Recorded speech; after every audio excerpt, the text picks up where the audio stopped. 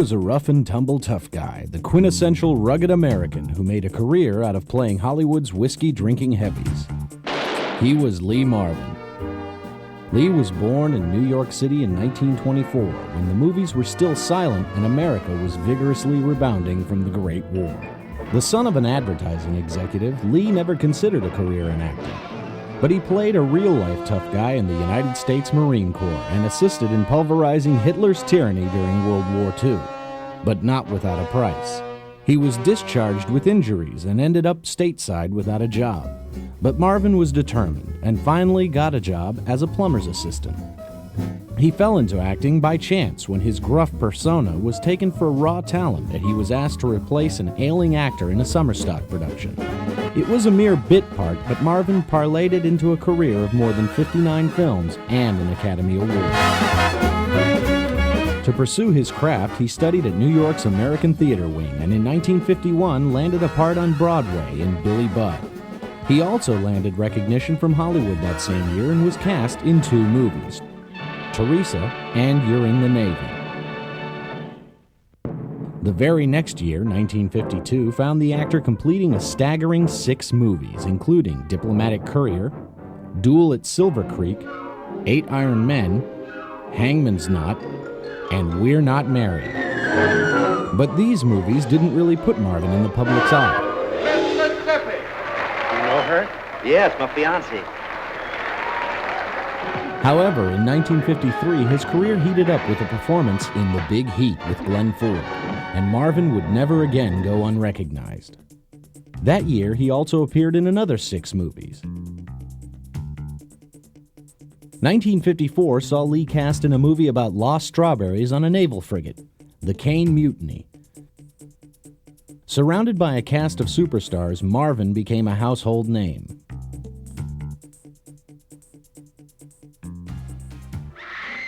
Lee also had a part in Gorilla at Large, a big-budget 3D hit with Anne Bancroft that was far too good to be lumped in with the other campy 3D movies of the day. Marvin's coarse delivery made him the perfect thug on wheels against Marlon Brando in The Wild One.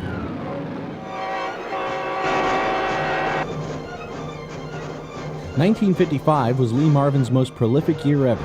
He kicked off that year's slate of 7 films with what critics often refer to as a brilliant piece of storytelling, Bad Day at Black Rock. Hey, who is this guy anyway? Never heard of him, that's what he says. Check, there's no John J. McCready. No listing, no record, no information, nothing. Nobody like McCready can raise a pretty big stink. Point is, who'd miss a nobody like McCready if he just, say, disappeared?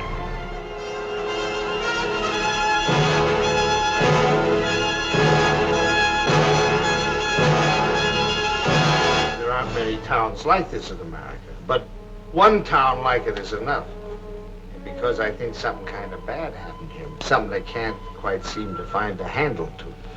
I don't know what you're talking about.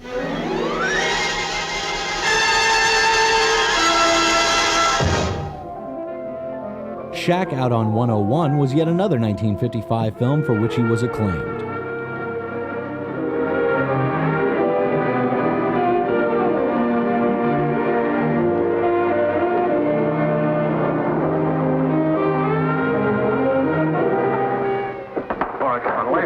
I'll whack you good. It's a little dive on the thrill-a-minute West Coast highway where the most talked-about shape in America is parked, waiting for 4 guys to fight it out and help her make up her savage little mind. Shack Out on 101, a hideout for violence, triggered for an emotional explosion.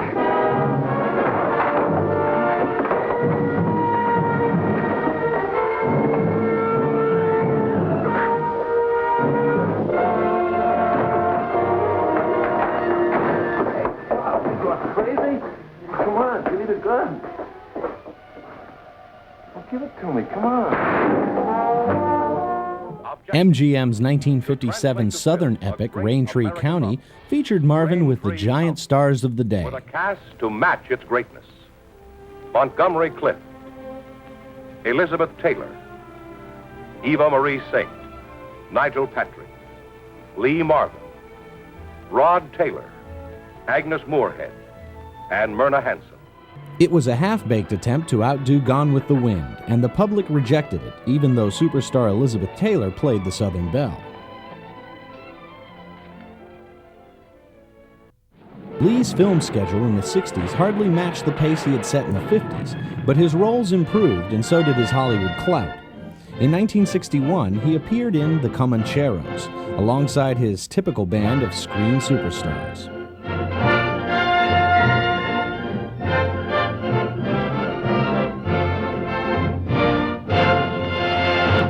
We have a society here, a society that's different from anything visualized by people anywhere in the world. The industry of our society is crime. It pays, and we prosper. The rules of our society are magnificently simple. Transgress, and you die. Now, gentlemen, you're about to enter our society. In 1962, while John F. Kennedy was optimistic about the moonshot, Marvin was even more optimistic about his new movie, The Man Who Shot Liberty Valance.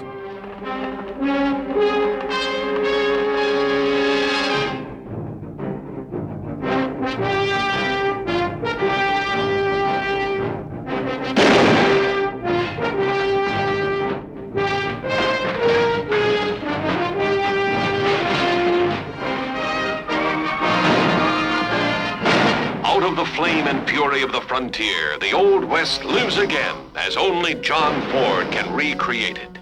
Peopled with wonderful characters who have become legend in their own time. Of them all, two are the most memorable: Liberty Valance and the man who shot him. That's my steak, Valance. You heard him, dude. Pick it up. I said you, Liberty. You pick it up. And the man who shot him was justifiably destined to become a hero. Yet, strangely enough, only one of these people could be sure he knew the identity of the man who shot Liberty Valance. Now, you stay out of this, Donovan. He's been hiding behind your gun long enough. You got a choice, dishwasher. Either you get out of town, or tonight you'll be out in that street alone.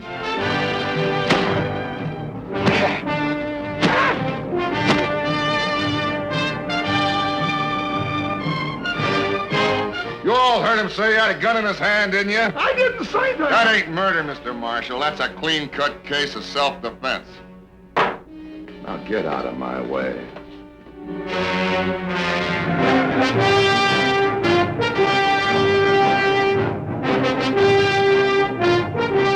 This time, right between the eyes.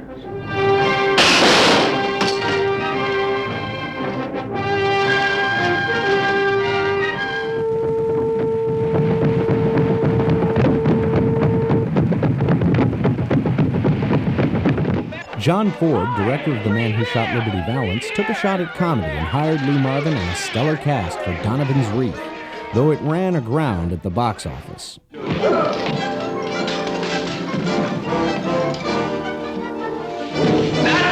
Randy, you dope. Sorry.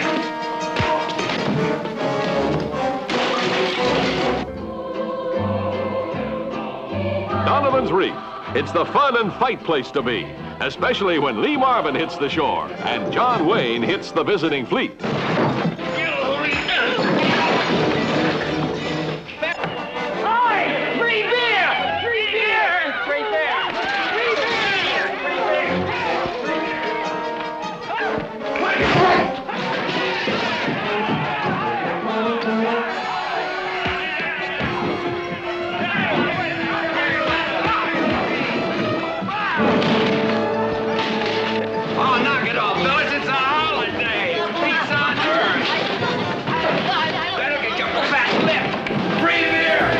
In 1965, Lee Marvin won over Hollywood to receive an Oscar for Best Actor in Cat Ballou.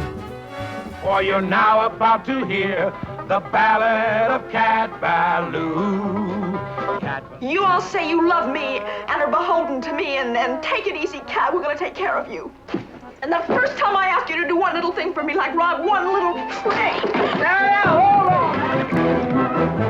Lee Marvin as as the drunkest gun in the West.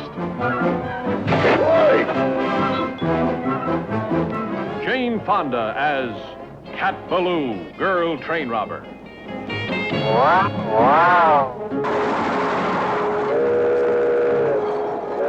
Is that right, mister? Yeah.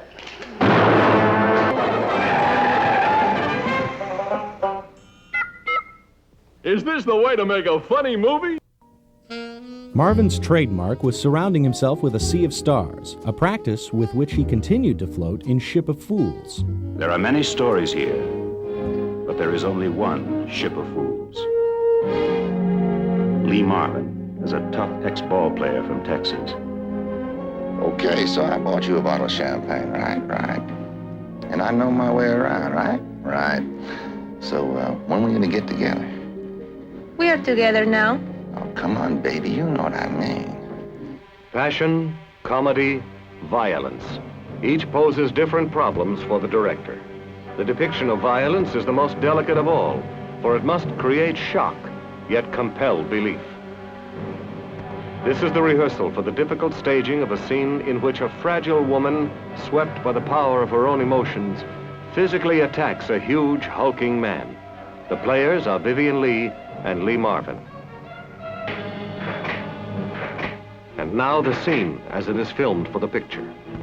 Get out! No, I'm sorry. I truly am sorry. I didn't know what you said. Hey! Hey, what's that? Go on! Get out! The problem is surmounted. The result is unique. Based on the best-selling novel and brought to the screen by Stanley Kramer. There are many stories here, but there is only one Ship of Fools.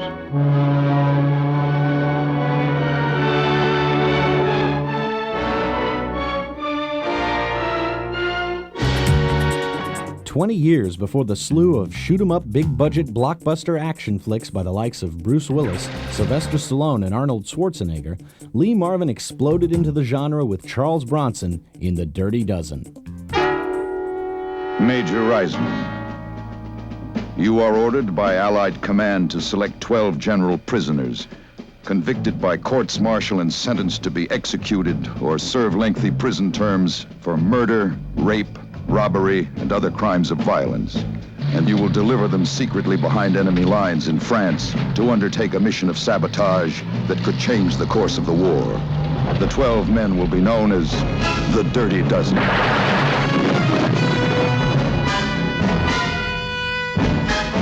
You hold it right there. This war was not started for your private gratification, and you can be damn sure that this army isn't being run for your personal convenience either. Ernest Borgnine as General Warden. I'm tired of seeing generals portrayed as desk-bound pen pushers, says Borgnine. So I've played Warden as a rough professional soldier. Robert Ryan as Colonel Everett Dasher Breed. There were officers like Breed, says Ryan, who could never suffer the rules broken or even bend a little. Major Reisman's compliments, sir. You prefer to be captured or destroyed? Jimmy Brown as Napoleon Jefferson. Jefferson is any man fighting for recognition against the odds, says Brown. I think I understand him pretty well. The hell is this? John Cassavetes as Victor Franco. Says Cassavetes. Franco is a petty hoodlum forced to heroism by circumstances beyond his control. We go on that mission, we all get killed. That's what they want! That's what they want! Trini Lopez as Jimenez. He's crawling with hate. Charles Bronson as Vladislaw. The last guy in the world you'd expect to be a hero. Telly Savalas as Archer Maggot. Maggot is a maniac, says Savalas. His religious fanaticism can never be moderated or quelled. It is a constant danger. Clint Walker as Samson Posey. An Indian with war paint smeared on his soul. Train them. Excite them. Arm them. And turn them loose on the Nazi High Command.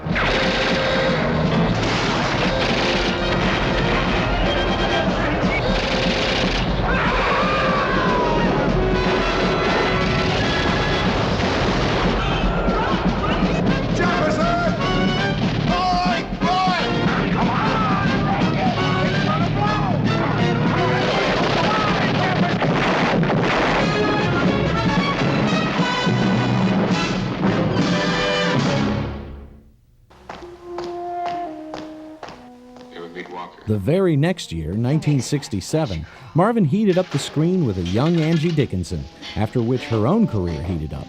The movie was Point Blank and was directed by John Boorman.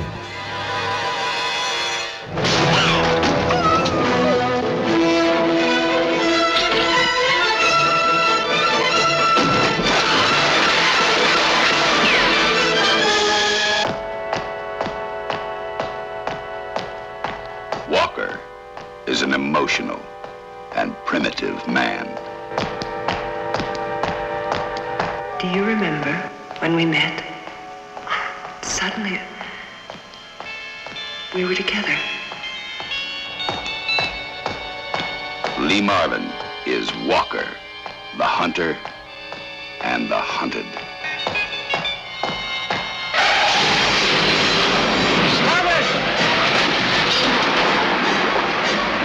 Who the hell are you anyway? My name's Walker. What, are you crazy?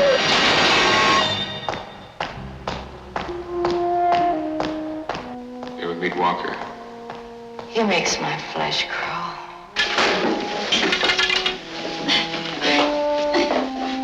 What do you really want? I really want my money.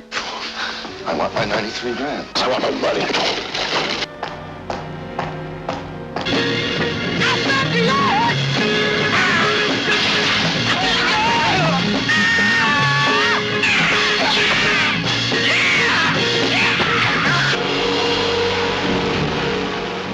Even deserted Alcatraz Island is not immune to Walker's vengeance.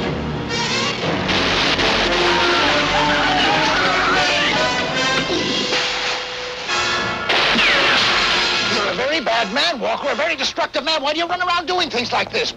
Feel the blast of emotions at Point Blank range. What do you want from me, Walker? You're supposed to be dead.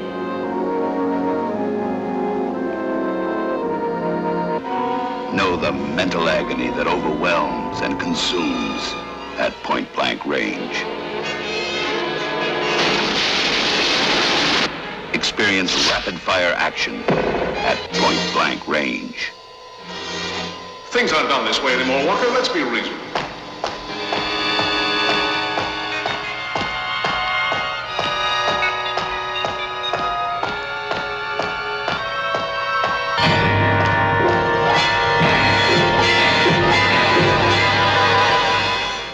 In the 1968 film Hell in the Pacific, two soldiers from opposite sides were stranded on a deserted island.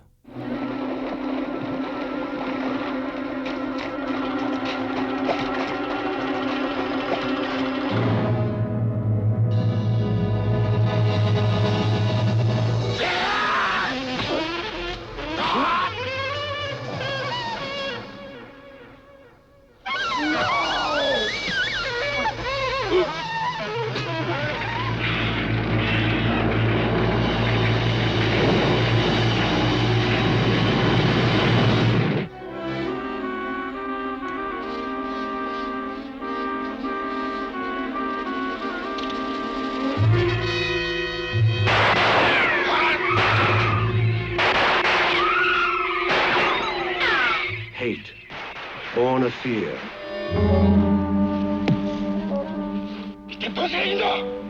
Respect, born of strength. Come and get it!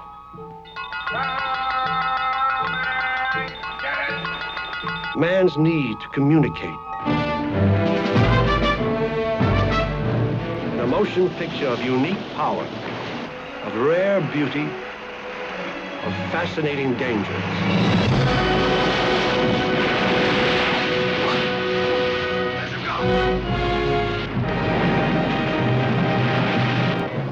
Back in the mainland, Marvin rounded out his career with a string of hits from 1969's Paint Your Wagon.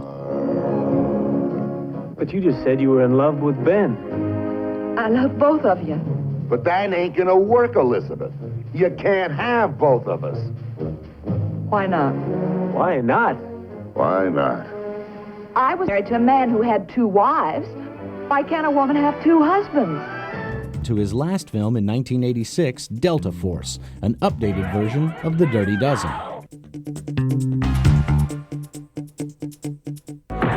The Delta Force, America's elite anti-terrorist commandos. Sleep tight, sucker. And Lee Marvin, the Delta Force. This is a hijack! Heads down! This is a hand grenade! It's a new age of terror that requires a new breed of warrior. The Delta Force.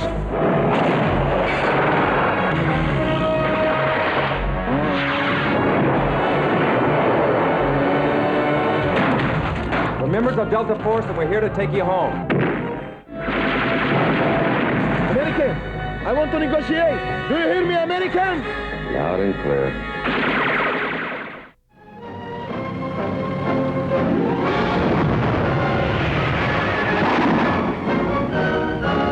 With or without a pistol, he was deadly as a cobra. Mickey, you will tell us everything. I want to set you straight, Bob. You got it all wrong. This is no game. Now, I want the truth, the whole truth. So help you God, you're going out that way to express. Do you understand that? Liable to open up that bank like a can of peaches. You a member of the Klan, Red? What the hell kind of a question is that? What the hell kind of an answer is that?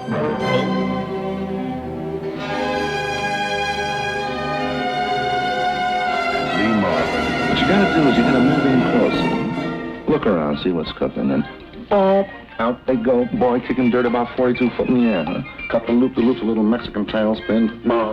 Pick them up, dust them off, and then just... I try to save some American lives, but forget what I did, huh? When we get into the hotel, I don't want you to look up no matter what happens. It's my job. Nobody's gonna bother you. And I mean nobody.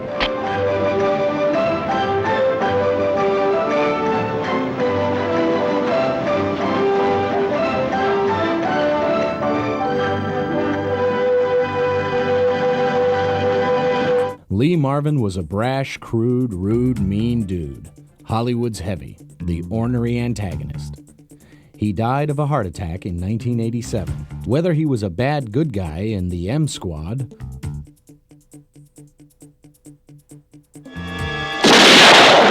or a good bad guy in Cat Ballou, Lee Marvin was one tough cat that Hollywood will always remember. I thought the killing would stop here. I've left men dead behind me. I've left men dying behind me. And I've left them calling my name. What you do is shut your ears and close your eyes and run like hell.